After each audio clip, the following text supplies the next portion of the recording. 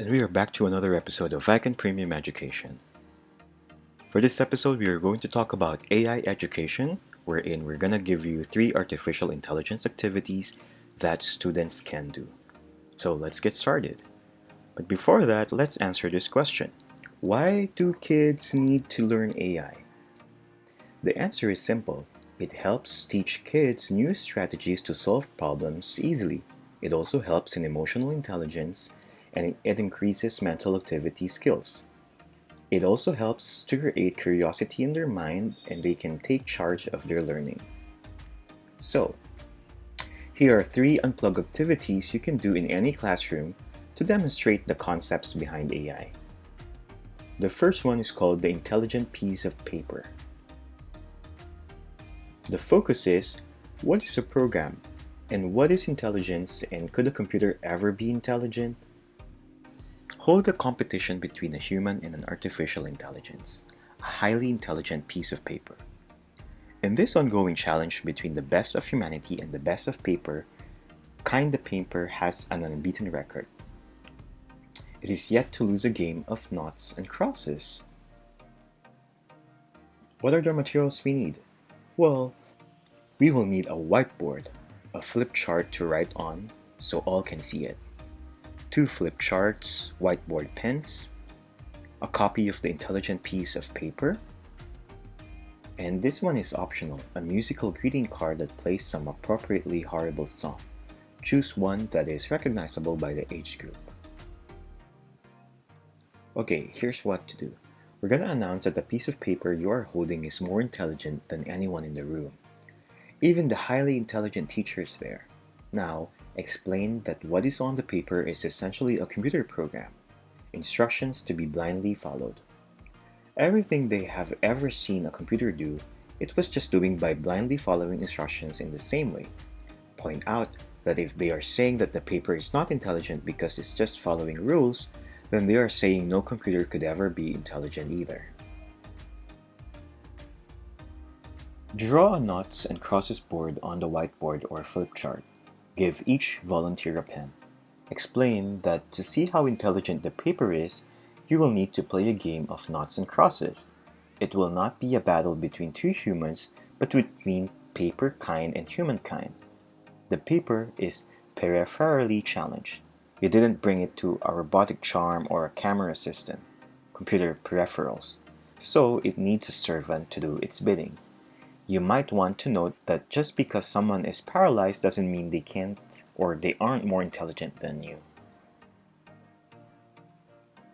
This is actually what's inside the paper. I am a highly intelligent piece of paper, and let's play noughts and crosses. I am Max and I go first. Move 1 is go in a corner. Move 2, if the player did not go there, then go to the opposite corner to move 1. Else go in the free corner. Move 3, if there are 2 X and a space in a line, then go into that space. Else if there are 2 O's and a space in a line, then go in that space. Or else go in a free corner. If there are 2 X's and a space in a line, then go in that space. Else if there are 2 O's and a space in a line, then go in that space. Else go in the free corner. Move 5 is go in the free space. So most likely, the paper will always win, or maybe it's a draw. The next activity is called the Turing test. The question that we need to answer is, what things are easy for computers to do that are hard for humans? Remember that artificial intelligence is a growing and important field in computer science. While AI is a common buzzword, very few people stop to think, what about AI? To think about what AI actually is. This activity aims to get students thinking critically about what makes human intelligent and how computer scientists are designing computers to act more like us. Here are the materials. 1 copy of the Turing test computer answers, 1 copy of the Turing test responses, 1 laminated copy of the intelligent piece of paper for lecture, and 1 copy of intelligent piece of paper for each pair of a student, and then PowerPoint slides. The Turing test, developed by Alan Turing in 1950, is a test of a machine's ability to exhibit intelligent behavior equivalent to or indistinguishable from that of a human. Turing proposed that a human evaluator would judge natural language conversations between a human and a machine designed to generate human-like responses. Here are what is inside the slides. Slide 2 just continues to explore the idea of intelligence. We're going to ask students for their opinions below, and there are cars, appliances, cell phones, earbuds, and RC cars, just like the example provided. For slide 3, we will be introducing Alan Turing, and at 4, we will be doing the test. Slide 5, we're going to get students to think of how a computer might be programmed to answer questions if the goal is for it to act like a human. For example, even though a computer might have know the capital of Peru, it might answer "I don't know." Clearly, a computer can't dance, but it might claim to like dancing, or even to not dance because it's bad for the knees or will look silly. Slide 6 will be our Turing test will involve 3 students, one pretending to be a computer who will have a copy of questions and predefined answers like a computer program, and another as a human who will just answer questions as they see fit. And then slide 7 is the 2 students should be outside of the classroom so the class cannot see them. This is similar to a setup on slide 4, the evaluator. In this case, the class must not be able to see which is which, and the student will act as a go-between for the class and the human actors. You might want to print the Turing test subject slips to support this process, or you can actually use a blank piece of paper. For 8 to 10, the class should select questions from the PowerPoint slides. Then, the go-between should relay the question to human computer and bring an answer back to the class. After each question, have the class take a vote to which they believe is the computer. Keep a running tally on the board. Slide 11 is, after several questions have been asked, have the class guess which set of answers belongs to human and which set of answers belongs to the computer. The last one is called the facial recognition. This focus will be the technology behind facial recognition. The facial recognition task was an unplug activity in which students act out the algorithm physically in a game without the use of a computer or a robot. Here are the materials.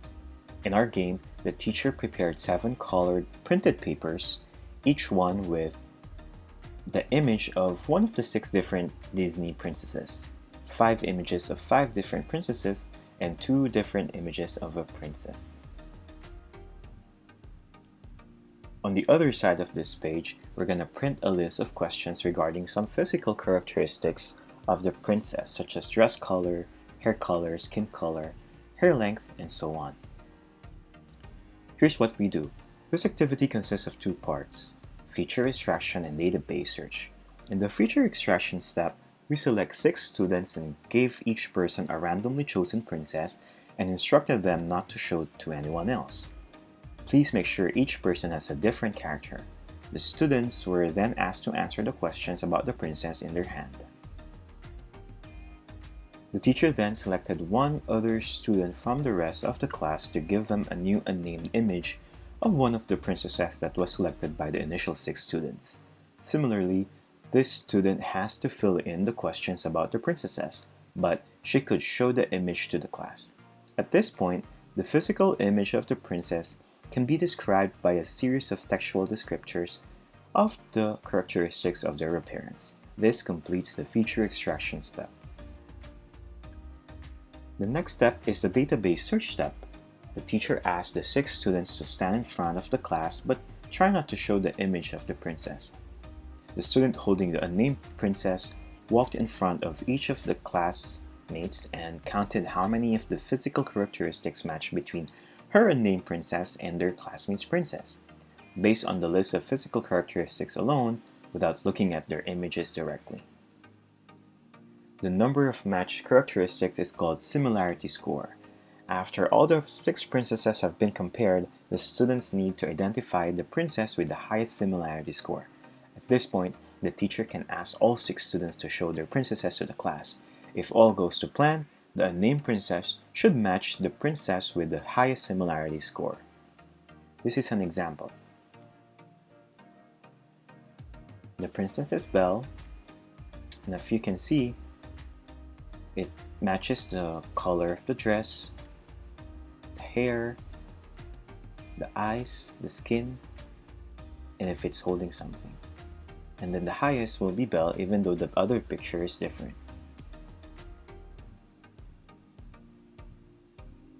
Remember, artificial intelligence is everywhere in our daily lives. Search engines, social media, intelligent personal assistants such as Siri. And today's school children are a generation who will grow up with these AI technologies. So again, thank you so much for joining this video and have a wonderful day. I hope you learned something. Goodbye.